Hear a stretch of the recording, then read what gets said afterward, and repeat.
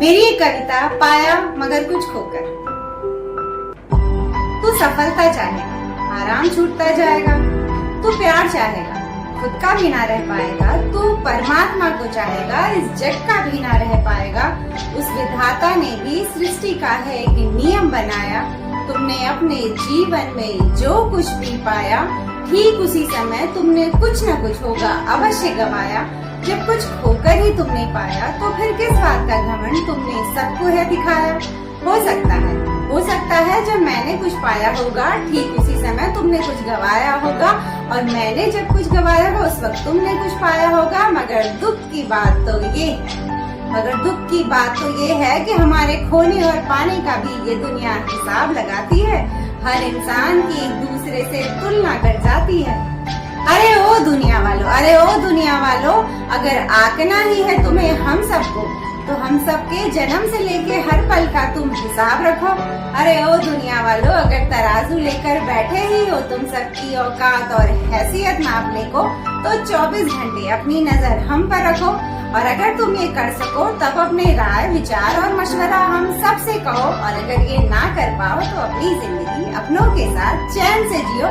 औरों के लिए जबान पर कड़ी, होठों पर ताले, और उस ताले की चाबी किसी समंदर के हवाले करो। थैंक यू सो मच, आप सब ने अपना कीमती वक्त देकर मुझे सुना। और अगर आप सबको मेरी कविता अच्छी लगी हो, तो लाइक और कमेंट के जरिए मुझे जरूर बताइएगा।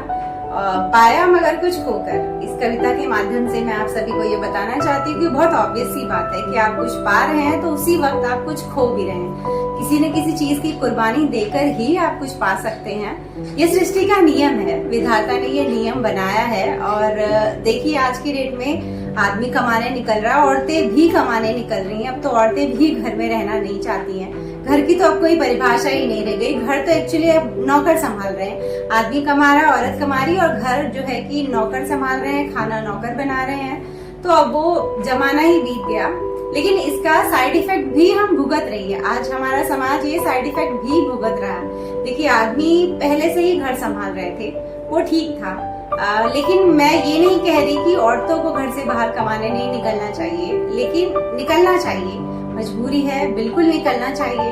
हाँ, लेकिन जब वो शादी करती हैं या उन्हें बच्चा हो जाता है, तो मैं इस बात के खिलाफ हूँ कि बच्चा होने के बाद अगर औरत जॉब करती है, तो ये मुझे कभी गवारा नहीं होती ये बात कि एक बच्चे को छोड़कर एक माँ पैसा कमाने निकल जा रही है। तो मुझे ऐसे लगता है वैल्यू उसने पैसे को ज्यादा दी और अपने बच्चे को कम दी। तो मैं इस बात के फेवर में कभी नहीं हूँ कि औरत को एक बच्चा होने के बाद ऑफिस जाना चाहिए।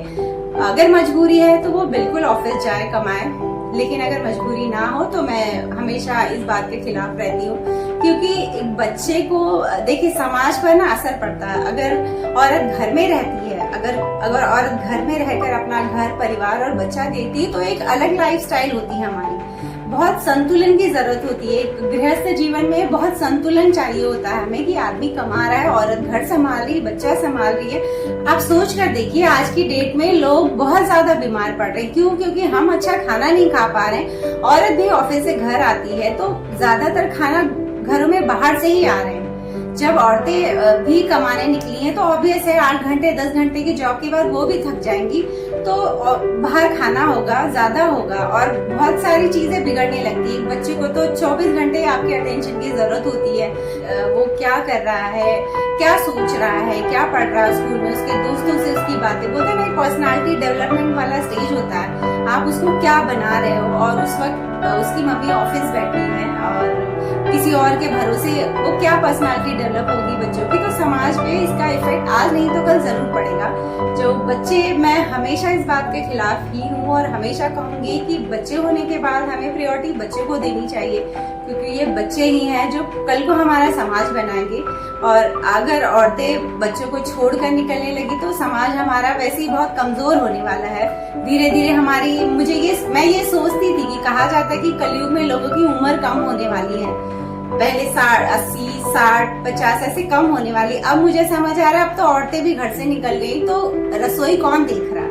जब रसोई का खाना ही है जो आपको स्वस्थ रखता है, और वही सब कुछ गड़बड़ हो रहा है, तो फिर ऑब्वियस है कि धीरे धीरे हमारी जो एज है वो कम होनी शुरू हो जाएगी। बहुत सारी बीमारियां हमें घेरेंगी। और एक औरत है, एक माँ है जो घर में खाना बनाएंगी, रसोई में जाएंगी, वो अलग तरीके से बनाकर खिलाएंगी। तो हमारा समाज कमजोर होना तय है कि अगर बच्चों को छोड़कर औरतें घर से बाहर कमाने निकलती हैं। तो ऐसे मेरा विचार है।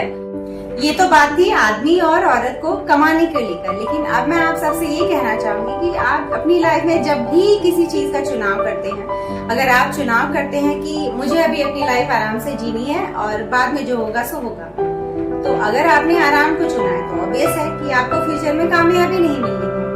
तो ये हमारी अपनी चुनाव होता है कि हमने क्या चुना है। लेकिन मैं ये आप सबसे कहना चाहती हूँ, आप जो भी चुनिए बहुत शान से उसके हर एक पल को जिया करिए।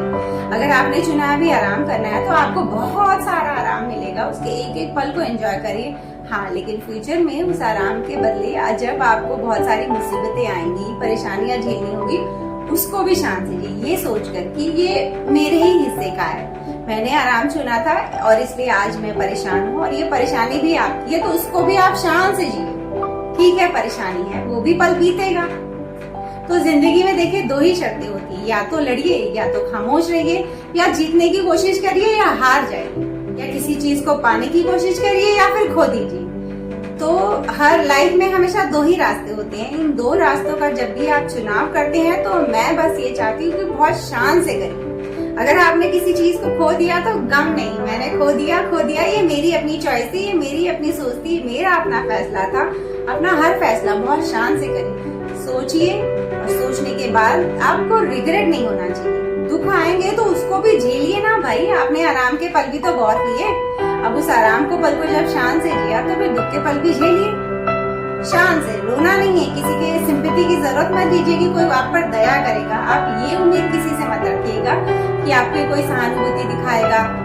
और मुझे कमेंट करके आप सभी ये बताइए कि जब आपकी लाइफ में कुछ बड़ा होता है तो आपके अंदर अहंकार वाली बात आती है या नहीं।